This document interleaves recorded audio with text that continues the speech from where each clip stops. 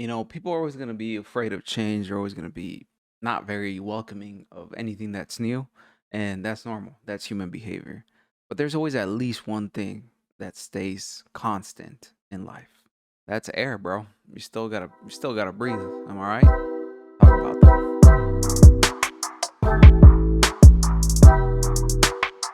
So here we have the Air Max DN in this specific colorway. Actual colorway on this one is Sky Blue Chamois Hyper Blue. Now I picked this one because I like the gradient on it. It's very reminiscent of like old school Air Max pluses. You see them a lot with like the sunset colorways, just the classic gradient colorways that you see in a lot of the old school 90s Air Max pluses. This is another reason why I picked this one. It's just, it's a very unique colorway. The gradient, I like the blue. It's very rich blue, very nice. It's just a very smooth transition from black to the lighter blue.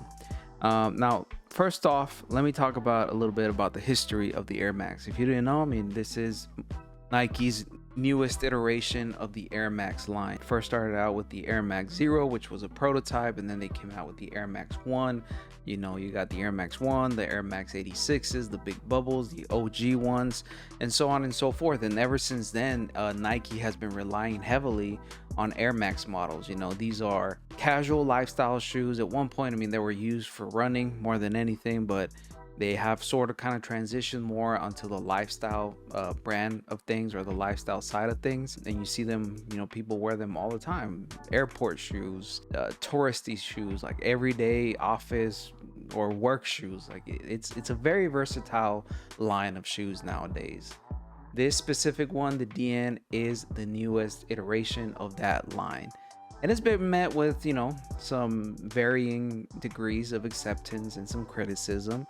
Me personally, I like it. I just like the look of it. I like how new it looks. It's definitely giving me more 2000s vibes more than anything, kind of like that futuristic sort of design that you would see in a lot of 2000s design work, trends, aesthetics, so on and so forth. Specific colorways in this one is the silver one, the metallic silver one. It just screams early 2000s. Like it's amazing how like these fashion trends just come around every so often. But Nike's been, kind of like a hit or miss when it comes to the Air Max line. I think like ever since the Air Max 97, it's been a little bit tougher for it to kind of grasp that cultural relevance that the Air Max line once had. You got the 270s, you got the 720s, you got a bunch of different iterations of the Air Max, and you even got the Air Max Plus Scorpions that came out last year, if I'm not mistaken, and it's always been met with mixed reception. These though, I've seen a lot of hype behind. I've seen a lot of people like these. I've seen a lot of people hype them up because they're both something new, but at the same time, they're just very classic looking. They're just very nice shoes that you could definitely wear in a lot of social situations. It's just a very, very nice shoe. But all in all, I'm just very happy with this shoe, with this cob. But let me talk about the details specifically about this new iteration in the Air Max line. So Air Max DN, the DN specifically stands for Dynamic Air, which is Nike's new technology when it comes to Air Max shoes, specifically here with the Air Max bubbles, well, cylinders, as they call them in this specific colorway or this specific shoe. You got basically 4 cylinders here in the heel that go across the whole horizontally parallel to the actual shoe, all across the heel portion of the shoe. If again, if a little bit of history in terms of the Air Max, it was inspired by some French architecture. The Nike Air Max 1, which came out in 87, 87 was the official release date of the Air Max 1. In 86, the year prior, there was the big bubble fiasco, which if you didn't know, they just thought the designers of the shoe, Air Max 1, they thought that the bubble was too big. It started to crack in extreme weather, so they made the bubble smaller. That's why it's kind of like that reference and that cultural reference to the big bubble when it comes to the Air Max 1. but the Air Max 1 was inspired by the Center Pompidou in Paris, France. The building's inside-out design with functional and structural elements visible from the outside influenced Nike shoe designer Tinker Hatfield to expose the Nike Air unit in the Nike Air Max 1. And you can tell by this, like this is more, you know, of a callback to that era, to that design choice, to that that aesthetic, seeing more of the inside to the outside. And I like it. It's a statement piece at this point. It's huge. The cylinders are humongous in this iteration of the Air Max, but I kind of dig them. They remind me a lot of the Air Max Dawns, which I used to have. I sold them actually like a couple months ago because I was trying to make some space in my sneaker collection. But they're kind of similar in terms of the heel being a little bit more square. You can tell here by the back, a little bit more flat. You just know it's more of like a platform type of shoe, but you know, it's just a very flat heel part of the shoe. So it's very reminiscent of that specific shoe. But overall, like it just looks very, very interesting. Somebody, shout out to The Life of Broski. I like his content. I really dig his sneaker reviews, kind of giving that perspective of the UK, you know, sneaker culture out there, which is heavy on Air Maxes. He did kind of say that these heels, these Air Max bubbles, cylinders remind him of tractors, of those construction tractors with the belt wheels that you see in a lot of construction sites. And I found that very, very funny and very, very accurate. Let me talk about specifically the Air Max technology in this shoe, because Nike makes it a center point in the design of this shoe and, you know, the unique selling point of this shoe. So this is how Nike defines the Air Max DN. Say hello to the next generation of air technology. The Air Max DN features our dynamic air unit system of dual pressure tubes, creating a reactive sensation with every step.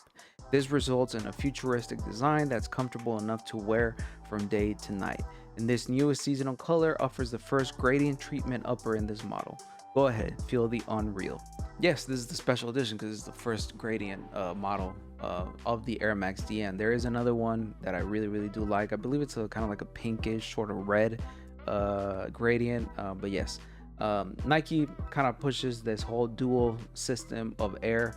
These are 4 cylinders of air, all linked right here in the middle. Can't really tell because it's all encased in the outsole, but they're all linked together, which kind of like transfers. The thought behind it is that it transfers the air wherever there's, you know, wherever you're stepping towards where you're not stepping, and that kind of creates that easy transition every time you're stepping your shoe. And again, it's a cool idea, but in its most basic principle, it's an Air Max bubble. I don't want to call it gimmicky because it still provides a lot of comfort. These thick ass cylinders do make the walk a lot more comfortable. They make it easier for you to walk around, and I guess they kind of sort of do, you know, make that transition or that natural motion of walking a lot more natural and a lot more comfortable. But it is what it is. That is essentially what makes this shoe a DN. The cylinder, the dual sort of air technology, as they like to call it. One of the biggest attractive parts of this specific Air Max model to me are the details, man. And you can tell by even like the glossiness that you see throughout the whole shoe. Like if you see that glistening all throughout, that is sort of a rubber texture all throughout the shoe. You know, once you touch it, it does feel like rubber. It kind of like prevents you from really running your hand throughout it. It sort of grips. I don't believe it has any other purpose other than it being a stylistic choice, but I like it. It kind of glistens whenever it hit, you know, the light hits it correctly or at a certain angle. Makes it look like it has little diamonds in it, like little glitter all across the shoe. It just looks very nice. I really do dig it. The big part of it also is the little swoosh here in the toe box that is also in that same rubber material. Really dig it, really like it. It just really makes the shoe stand out. And then another big element or another big detail that I really do like is this whole Air Max idea or Air Max design choice, branding sort of I guess you could call it, which is kind of like tying it to the table of elements. And every single iteration of the Air Max since then, if I'm not mistaken, well, most of them, not all of them, have this sort of DN branding. You know, you got the DN, you got the TNs, you got the Vapor Maxes, plus they all kind of have their element abbreviation, so to speak, and I really do dig that. In this specific one, I like how it's in this jewel encased back heel portion of the shoe. It just makes it look very nice, very cool. Just a very, like, I don't know, it's very reminiscent of like 2000s, you know, when the whole Air Max explosion happened. Like, it's amazing. It's just a very cool design choice, and it adds kind of like that upper, like that it elevates the product a little bit. Now the upper is also constructed of, for the most part, this sort of fabric. It's really hard to tell, but it's a very lightweight fabric. You can tell that it's gonna stain really easily, which I'm not looking forward to, but you can definitely see in the details underneath the actual fabric. If I'm not mistaken, this is the actual colored fabric goes over the other materials. It's sort of like a layering system when it comes to the upper. And in the bottom, you can actually see some holes in there that kind of help that ventilation towards your foot, or out of your foot, to get rid of the heat that you produce with your feet, which is very cool, very, very nice. I was really worried about that because of like the whole design and the whole like aesthetic on the upper. I was really worried that this was going to be a very hot shoe, but it does have that ventilation in place. The tongue as well has this sort of neoprene material on top of it, very breathable as well. The tongue, though, I am just noticing the tongue has this sort of holographic 3D design to the Air Max logo. It's just really, really cool. I'm just noticing it, and it's sort of like a bubble as well. Like, you can press on it and it actually moves the design around. There's just some dots behind the logo, which is, I'm really curious to how they did that. I don't know if it's just actual air inside the jewel, and you know, there's that design is just in the bottom. I don't know. It's just very, very interesting. And then you got the Air Max logo here in the inside of the shoe. The insole is this very basic Durapontex, very, very flimsy and very thin insole. I'm very disappointed with this. Again, yes, I understand the Air Max, you know, already in essence is a comfortable shoe, so there's no need for you to really add an insole to it. But still, kind of disappointed that Nike just kept it very basic in terms of comfort wise, or added comfort in, especially in a special edition Air Max DN. You know, as far as the midsole, we have very basic midsole. You know, the attractive part of the midsole is definitely the bubble. You do have this jewel encased design here that kind of it makes it look like there's actual carbon fiber in the midfoot. Not entirely sure if that's actual carbon fiber. I wouldn't believe so, but maybe. But it is jewel encased, and you got the swoosh in the center here, really nice, really kind of popping out from the design into that.